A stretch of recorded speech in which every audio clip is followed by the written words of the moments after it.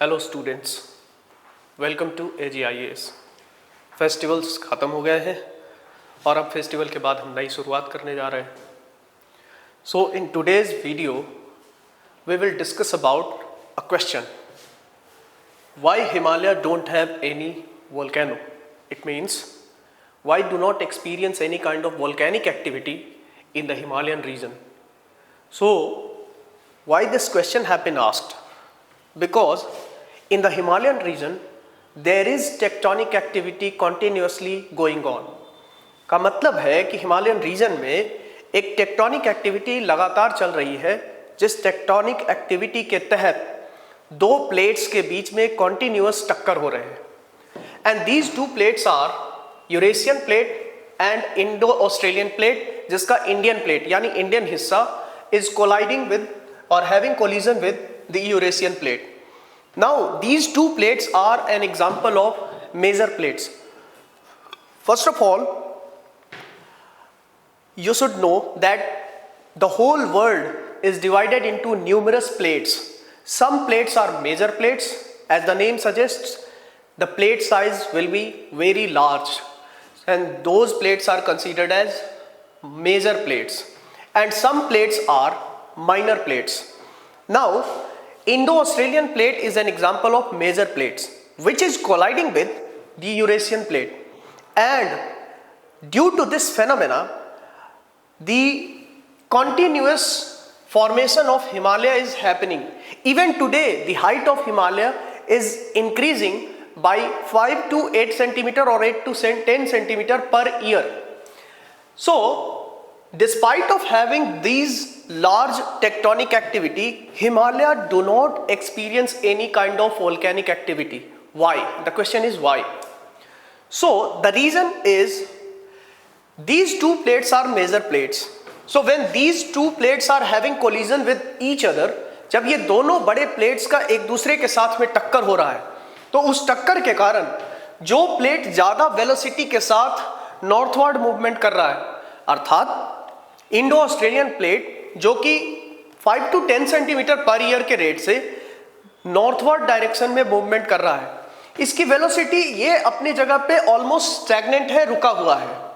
Now इसकी गति ज्यादा होने के कारण eight the same time being a denser plate, इसकी डेंसिटी थोड़ी सी ज्यादा है, जबकि यूरेशियन प्लेट की थिकनेस ज्यादा है।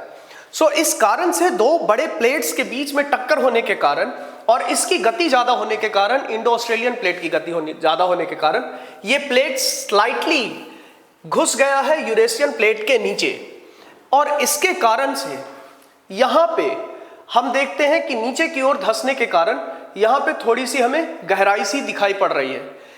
ये गहराई over the period of time, जो फोल्डिंग का प्रोसेस स्टार्ट हुआ दो प्लेट्स के टक्कर होने के बाद, उस प्रोसेस के कारण यहां पे हिमालय का फॉर्मेशन होना स्टार्ट हुआ। नाउ इस फॉर्मेशन के होने के बाद यहां पे सेडिमेंट्स की फोल्डिंग जब स्टार्ट हुई और हिमालय के माउंटेन चेन्स डेवलप होने शुरू हुए, इस दरमियान में इंडो ऑस्ट्रेलियन प्लेट के स्लाइटली नीचे जाने के कारण यहां पे जो गड्ढा सा बना, उस गड्ढे को यहीं के सेडिमेंट्स से आने वाले रिवर्स के जो वाटर हैं उन्होंने इरोजन वगैरह करके और वहां के सेडिमेंट्स को लाके यहां पे मिलियंस ऑफ ईयर्स तक डाला, जिसके कारण यहां पे बना great plains of India. Now इसके कारण ये ग्रेट प्लेन्स बने, ये हिमालय का फॉर्मेशन हो रहा है। अब ऐसे में एक क्रस्ट के नीचे में दूसरे क्रस्ट के आ जाने के कारण, eight the same time folding के प्रोसेस के कारण क्रस्ट की हाइट धीरे धीरे ऊपर की ओर इंक्रीज होती जा रही है। So because of this thickness increase और because of this collision, the thickness of the crust is increasing per year.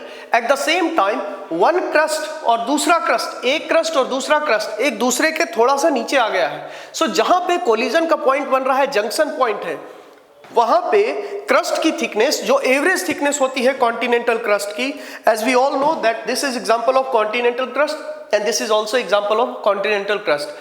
जो एवरेज थिकनेस होती है कॉन्टिनेंटल क्रस्ट की, वो होती है 30 से 35 किलोमीटर। नाउ यहाँ पे दोनों क्रस्ट के बीच में टक्कर होने के कारण एक दूसरे के नीचे आ जाने से थिकनेस जो है वो डबल से भी ज्यादा हो गई।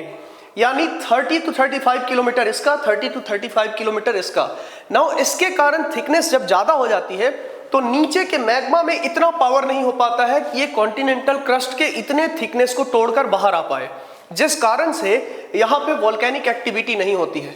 नाउ एक सेंटेंस में अगर हम कह सके कि why Himalaya do not experience any kind of volcanic activity, उसका एक सेंटेंस में आंसर होगा because of the doubling of the crust. Doubling of the crust. This is the reason why Himalaya do not experience any kind of volcanic activity.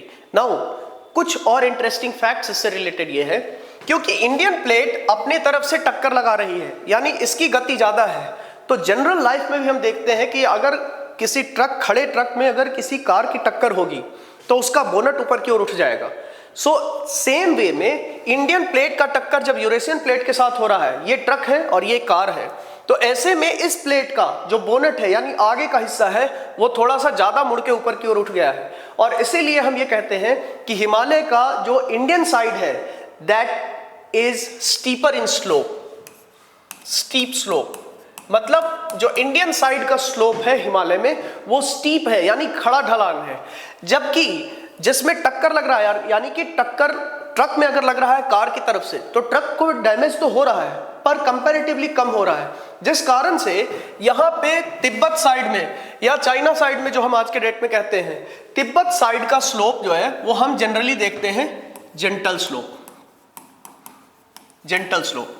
Now ये difference है Indian side और China के side की तरफ से, because China के side की तरफ से अगर हम देखेंगे तो that is a part of Eurasian plate. So Eurasian plate के तरफ का जो डैमेज है वो कम है, इस कारण से वहां जेंटल स्लोप देखने को मिलता है और हमारे तरफ स्टीपर स्लोप देखने को मिलता है। इसी कारण से हमें हिमालय स्ट्रेटेजिकली प्रोटेक्ट करती है बाहर के आक्रमणों से। अब इस कारण से आप ये समझ सकते हो कि जिधर स्टीप स्लोप होगा उधर से चढ़ाई करना भी मुश्किल होगा और उधर के सोल्जर को इधर उतरना भी मुश्किल होगा, and that is why Himalaya works as a natural protector for India, not only by the strategic point of view, it is also a protector in climatic point of view.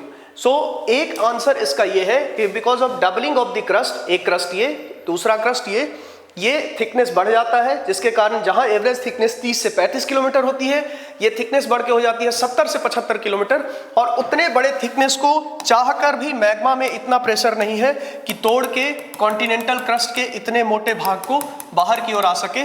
इसीलिए हम हिमालयन रीजन में earthquake तो बहुत ज़्यादा ट्रेमेंडस या बहुत ज़्यादा high intensity के फील कर पाते हैं या अक्सर आते रहते हैं, लेकिन यहाँ वोल्केनिक एक्टिविटी नहीं हो पाती है या वोल्केनिक एक्टिविटी एब्सेंट होता है। बल्कि ऐसा कहा जाता है कि सबसे बड़े भूकंप के आने की संभावना सबसे ज़्यादा हिमालयन रीजन में ही होता है, और यही कारण है कि इस रीजन को सबसे ज़्यादा अर्थक्वेक प्रोन रीजन में से एक माना जाता है।